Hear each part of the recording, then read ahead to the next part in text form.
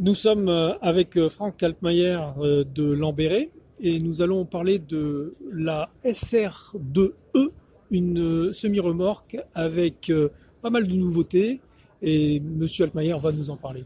Alors Monsieur Altmaier, expliquez-nous un petit peu cette semi et présentez-la nous, je dirais, avec ses points essentiels.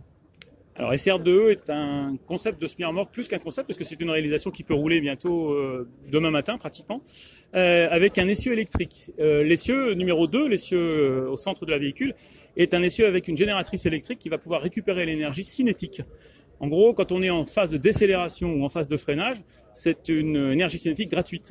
Donc on va transformer ce mouvement en énergie électrique dans des batteries qui sont stockées au milieu du véhicule, ou qui vont servir ces batteries à alimenter le groupe frigorifique. Le groupe frigorifique, dans ces cas-là, va fonctionner à 100% en mode électrique, donc sans émissions sonores, du moins très peu, et surtout sans aucune émission gazeuse.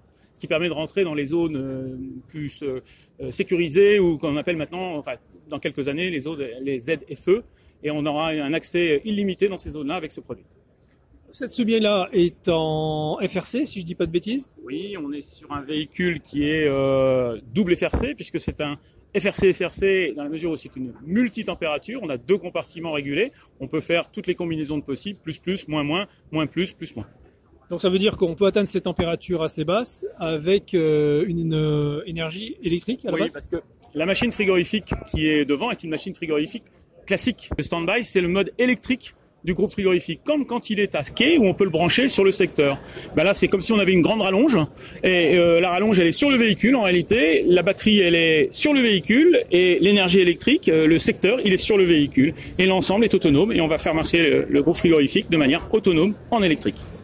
Alors qu'est-ce qu'elle a de plus cette semi? Qu'est-ce qu'elle a comme nouveauté encore en plus, parce que c'est déjà pas mal cette génératrice. Pour la partie dynamique, c'est déjà bien, hein, mais toute la partie exploitation derrière, on a travaillé beaucoup plus sur les cloisonnements qui sont à l'intérieur, la séparation entre le compartiment avant et le compartiment arrière, qui pour de la multitempérature peut être une manipulation 10, 15, 20 fois par jour pour l'opérateur ou le conducteur qui est à l'intérieur. Donc c'est quand même assez compliqué à bouger, assez traumatisant pour quand on le répète pendant des années et plusieurs fois par jour. C'est pour ça qu'on a développé ErgoWall. ErgoWall est une cloison, un cloisonnement, vous allez le voir tout de suite, spécifique, hein, qui est beaucoup plus léger que ce qui se fait dans le marché, tout en étant beaucoup plus résistant. La conclusion, c'est qu'il faut 5 fois moins d'efforts pour manipuler cette cloison par rapport à ce qu'il existe sur le marché. Ça c'est pas mal au niveau des utilisations, surtout dans la distribution et quand le matériel. C'est vrai qu'elles étaient assez dures les cloisons. Clair. Donc c'est une bonne chose. Ce qu'on peut faire peut-être, c'est la voir de l'intérieur et puis nous montrer cette porte qui, à mon avis, a quelque chose de particulier. Sans problème. Donc nous voici à l'intérieur de la semi-remorque et donc Franck, montrez-nous un petit peu comment fonctionne cette cloison et expliquez-nous. Comme je vous l'ai expliqué, donc on a beaucoup travaillé sur la légèreté et en même temps la résistance de cette cloison. On a diminué par 5 donc les efforts de traction qu'il faut faire pour la manipuler et en même temps on a vraiment renforcé tous les parements, les pots intérieurs et les pots extérieurs pour résister aux agressions des chargements, des palettes ou des tire-pales. Pour la manipulation, c'est assez simple, vous allez voir, je vais la manipuler. Demi-morceau par demi-morceau, je vais descendre d'abord le premier demi-morceau. Si je veux la reculer par exemple, je vais passer ici pour prendre le deuxième morceau. Je le mets dans une position ergonomique, c'est-à-dire dans cette position-là, je suis entre mon cœur et mes genoux, je peux forcer ça facilement. J'ai 2 poignets, je vais reculer, et la translation c'est vraiment avec 2 doigts, hein. Je peux reculer comme je veux, pour la positionner où je veux. Une fois qu'elle est en place, je relâche une, je descends la première cloison, soit la droite ou la gauche, il n'y a pas de sens. Je mets en place la cloison, elle a une butée. Elle se met en place et je vais descendre l'autre morceau. Et l'autre morceau, ben, regardez, il va se mettre tout seul en place. Ici, je pousse avec mon pied. Les cloisons sont en place. Effectivement, c'est assez facile à manipuler. Oui. C'est beaucoup plus pratique que ce que j'avais vu par le passé. On n'a plus besoin de verrouillage. Le système est auto-verrouillage. Donc, quand on est en position verticale, les systèmes d'arromage au pavillon sont bloqués. Et quand on est en position verticale, elle est également bloquée. On a voulu choisir une couleur un petit peu contrastante avec le blanc pour que les chargeurs puissent mieux la voir au moment du chargement. Quand on est du blanc sur blanc, avec une palette qui fait 1,80 m devant vous, c'est vrai que c'est très difficile de s'arrêter au millimètre près. Avec cette solution de contraste, le chargeur va pouvoir facilement s'arrêter au bon moment. Et en plus prévu pour du multi-température, d'après ce que je vois. C'est l'objectif, carrément l'objectif. Parfait. Vous avez aussi apparemment le système ADI qui est un système de sécurité très important qui évite pas mal d'accidents. Expliquez-nous. C'est ça. L'ADI, c'est l'anti-démarrage inopiné. Les situations actuelles peuvent être critiques de temps en temps. Il arrive que pour des problèmes de coordination, le véhicule qui est à quai parte avant que le chargement soit fini, avec pour l'opérateur un risque de tomber entre le quai et le véhicule avec des conséquences qui peuvent être dramatiques. On a donc développé déjà depuis quelques années un système d'ADI, anti-démarrage inopiné, manuel. Ce système-là, il est à la disposition de l'agent de quai. En entrant dans le véhicule, l'agent de quai va pouvoir se sécuriser en appuyant sur un bouton dédié qui va bloquer les freins du véhicule de manière prioritaire. Tant qu'il n'aura pas réappuyé sur ce bouton, le véhicule sera consigné, bloqué à quai. La petite évolution qu'on a apportée cette année, c'est de rendre ce système automatique.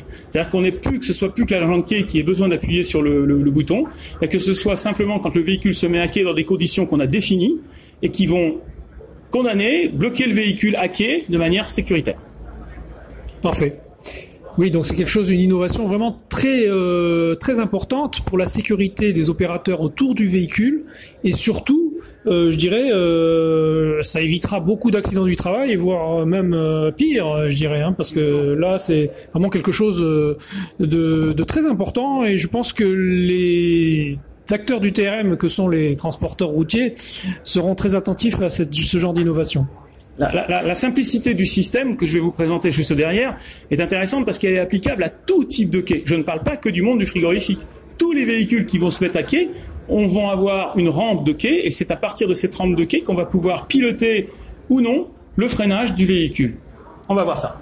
Alors l'évolution, c'est l'ADI automatique et donc Franck va nous expliquer ce qu'est ce dispositif avec un radar apparemment. L'ADI manuel avait cet inconvénient d'être toujours soumis à la bonne volonté de l'opérateur de quai. Avec l'ADI automatique, on a retiré l'opérateur de quai. Je vous explique. On a un tag, c'est un espèce de petit miroir qui permet de renvoyer des ondes que la semi-remorque émet directement. Tant que les ondes se communiquent entre les deux, les freins vont être bloqués. Je vais vous montrer comment. Quand on va mettre le tag derrière une rampe de quai, comme là, les ondes ne vont pas passer. Si j'avance pour simuler le quai, les ondes ne passent pas. On le voit avec le bouton indicateur qui, lui, dit que le frein est libre.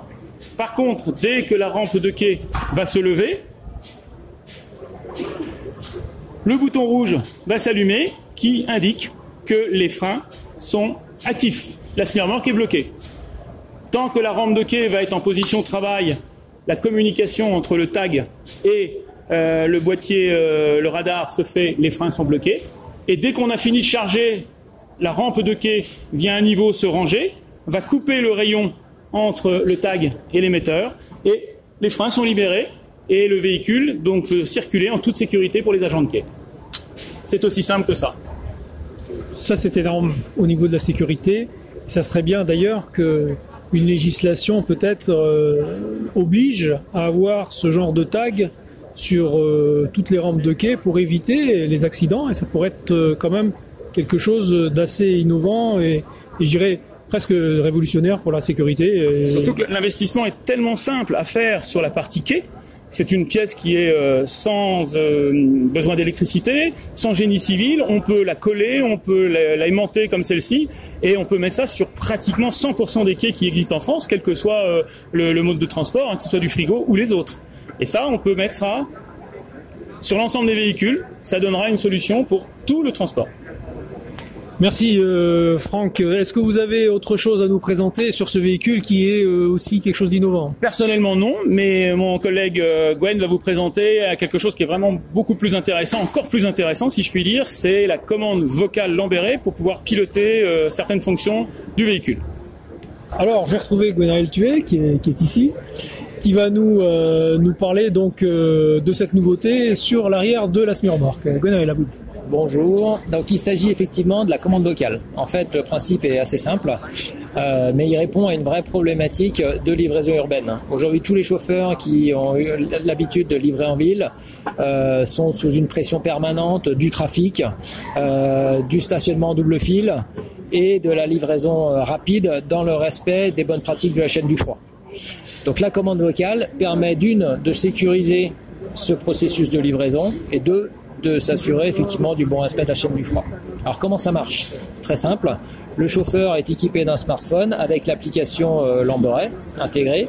Il a juste à déclencher le mode vocal et après il pilote les fonctions du haillon, d'éclairage et d'ouverture de la porte en synchronisé à la voix. Ça lui permet effectivement de sécuriser sa position sur la plateforme, d'accord, et surtout d'avoir les deux mains libres en cas d'événement imprévu. Donc là, on va simuler l'utilisation de la commande vocale. Donc le chauffeur arrive sur une zone de travail et démarre par allumer les feux. Franck ? Ok, Lamberet. Allumé. Il va ensuite procéder à la montée de la plateforme du haillon par la voie. Ok, Lamberet. Montez. Donc la plateforme du haillon monte en même temps que la porte s'ouvre, pour des questions de préservation de la chaîne du froid. Donc il y a un décalage entre la montée. Il y a effectivement un décalage pour actionner la montée au dernier moment. Il assure donc la livraison, donc va chercher ses colis, son transpalette ou ses rolls, se repositionne dans la position sécurisée sur la plateforme du haillon et va lancer la descente de la plateforme.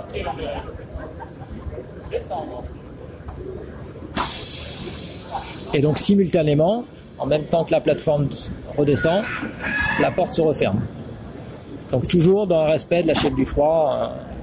Économie d'énergie, etc. Économie d'énergie. Alors en plus, ce sont des habitudes que les chauffeurs n'ont pas, puisque effectivement, ils ont plutôt l'habitude de travailler avec le haillon, mais sans se préoccuper de l'ouverture et de la fermeture de la porte. Oui. Là, on lui simplifie la vie puisqu'on l'automatise.